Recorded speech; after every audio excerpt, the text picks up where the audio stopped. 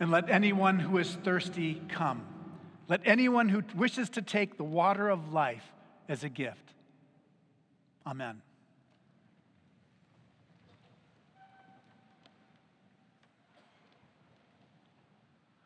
On February 8th, 1831, when he was 27 years old, Ralph Waldo Emerson's beloved wife, Ellen, died of tuberculosis. He writes this in his journal. 5 days since Ellen went to heaven to see, to know, to worship, to love, to intercede. Reunite us, O thou Father of our spirits. There is that which passes away and never returns. He goes on to write, this miserable apathy I know may wear off. I almost fear when it will. Old duties will present themselves. Again, I shall be amused. I shall stoop again to little hopes and little fears and forget the graveyard. But will the dead be restored to me? Will that eye that was closed on Tuesday ever beam again in the fullness of love on me? Shall I ever again be able to connect the face of outward nature with the heart and life of that enchanting friend? No. There is one birth and one baptism and one first love. And the affections cannot keep their youth any more than men. In this passage, Emerson seems so lost in contradictions as he wonders about eternity and memory, about his own changing nature, and his fear that despair will undo him. Over the last few days, I've been feeling a bit like this too. And it's not just because of the national news. On Tuesday, my father-in-law, Glenn, died unexpectedly, and yes, tragically too. Then on Wednesday, our 32-year-old nephew, Keone, took his own life. Now, these are not distant relatives. We see them all the time. I remember the first time I met Glenn and what we sang together at that karaoke bar in Honolulu. He used to make it seem as that there's nothing that pleased him more than to see me at work on an all-you-can-eat buffet. And in my imagination, I keep seeing Keone as a small child. I'll never forget his curiosity and gentleness and openness, or what I learned from him about being a father. Then on Thursday night, we had our last Cathedral Education for Ministry worship service. We're saying goodbye to 2 trans households who are becoming refugees and moving abroad because they feel targeted and unsafe in the United States. That night, we also celebrated 4 choristers who were graduating. Maybe you guys can stand up so everybody just can see you. These are fine young men.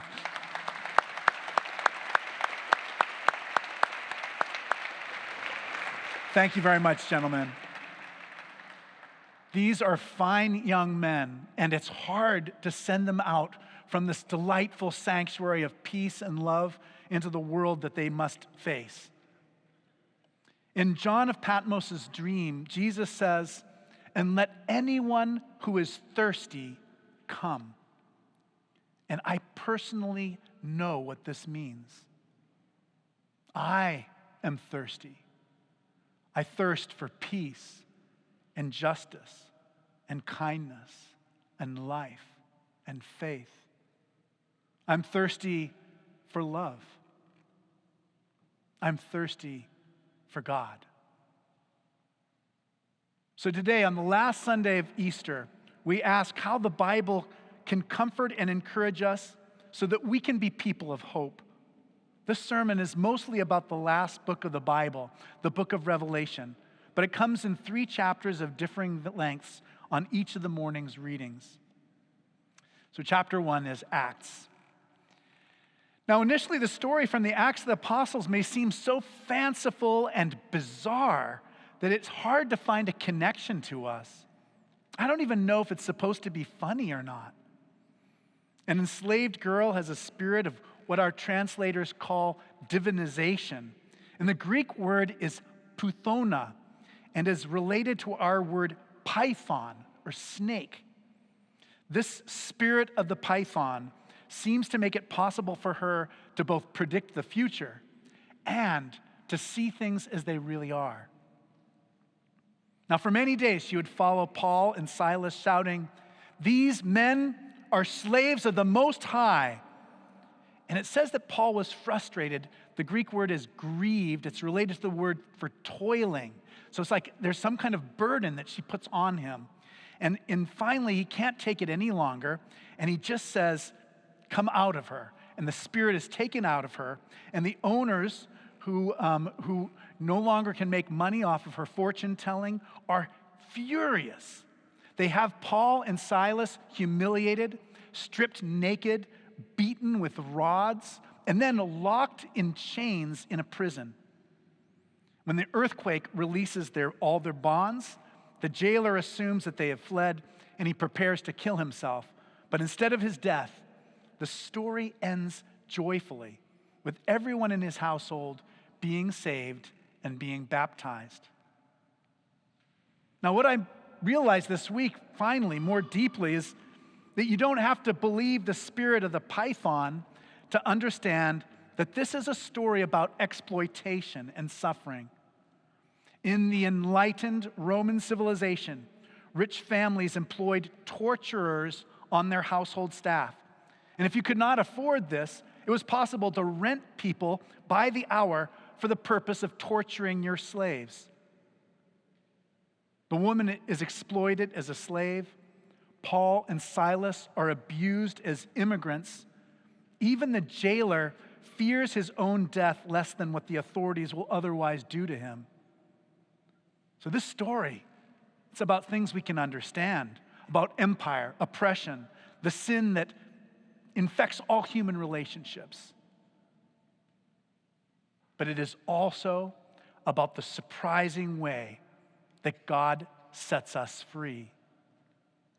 The earthquake leading to our freedom is coming. Chapter 2, Revelation. The last book of the Bible, the book of Revelation, may be the most misunderstood text in the entire collection. It is not a secret prediction that requires decoding in order to know what is going to happen or how the world is going to end. Instead, it is part of a genre called apocalypse that first appeared in the Old Testament in the year 250 BCE.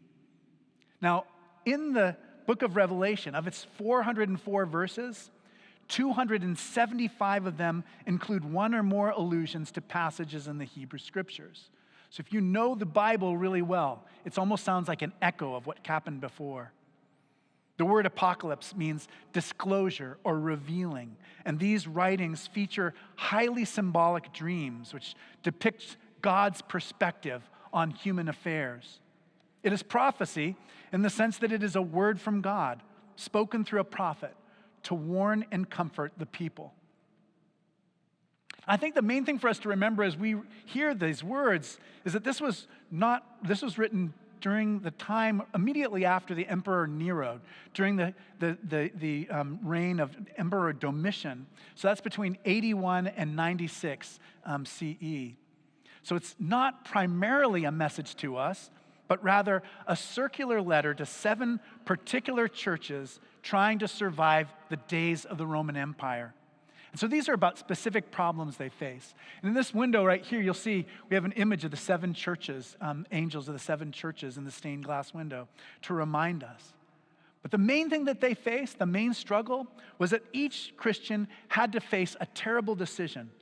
On the one hand, they were asked to deny Jesus in order to avoid persecution, in order to be truly part of the Roman Empire.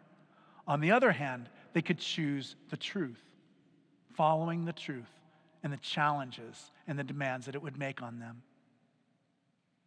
So in a dream, John of Patmos hears about the Lion of Judah, the root of David, a messianic king, a conquering military warrior. But what he sees is instead a lamb. This is the symbol of how Jesus overcomes his enemies, not by killing them, but by dying for them. The Lamb leads a multi-ethnic army who conquer by bearing witness to the power of love. Terrible plagues, like the ones described in the book of Exodus in Egypt, are not enough to change people's hearts. But Jesus, through his own suffering, is able to accomplish this. Now, I believe that no human is the real enemy here. Instead, these dreams are about dark forces that distort our behavior toward each other and toward the world. I can't explain the whole vision. It would take too long, although I'm so tempted to do it. But the vision begins with these two beasts, one which represents military domination and other dominates economic domination. And it also is about the propaganda that says that all power that is in the government comes from God. So in order to participate in trade, the second beast requires all people to wear the mark of the beast on their right hand or on their forehead. And this mark is sometimes called the anti-Shema. Now, the Shema is the most central prayer in Judaism. And Shema means to hear. And the prayer starts like this: Hear, O Israel, the Lord is our God. The Lord is one. So instead of having that prayer on your forehead, on your hand, the beast wants to mark you with another sign. And that sign is the number 666. So what does this mean? Substituting a prayer for a number. Well, the Hebrew Bible, in Hebrew in general, all the letters are also numbers. So if you put all the numbers together, the number that you get for Nero Caesar is 666. But we would miss the point if we thought that this was about ancient history or about something that's so far distant that we would never see it. John believes that all nations eventually become beasts. They all come to treat power and economic security as a false god, which demands total allegiance. John of Patmos saw that this was true of Babylon, Persia, Greece, and Rome. And he would point to this dynamic in our own day with the Russian Federation, the People's Republic of China, and the United States of America. But it will not always be like this. Revelation describes the final battle that takes place on a plain in northern Israel called Armageddon, where over history many wars have been fought. And there, a great hero prevails, covered with blood, his own blood. This is the Lamb who was slain, and the only weapon he carries is the sword of his mouth. He saves his followers, and the defeated receive what they want: to exist by themselves and for themselves. And then a marriage takes place. A marriage takes place between heaven and earth, and there will be no temple because God will be so tangibly present to everyone, everywhere. Let anyone who is thirsty come, because Jesus, who loved and died for this world, will return to make all things new. Chapter 3, John. I love that our gospel includes Jesus' final prayer, the one that he said with his friends. And he says that just as he is in the Father and the Father is in him, his followers will enjoy the same intimacy with him and God. And it's funny in Greek because there's only a slight difference between the word for in and the word for one. And it's a rough breather. So a rough breather basically looks like an apostrophe reversed, and it tells you to pronounce the word hen instead of en. So that's the slight difference between in and one. And so this point that Jesus makes is that we can be in God. We can be one with God. It's an extraordinary claim. Jesus promises that this is what we all inherit as our birthright. And faith in this truth, it can make all the difference in our lives.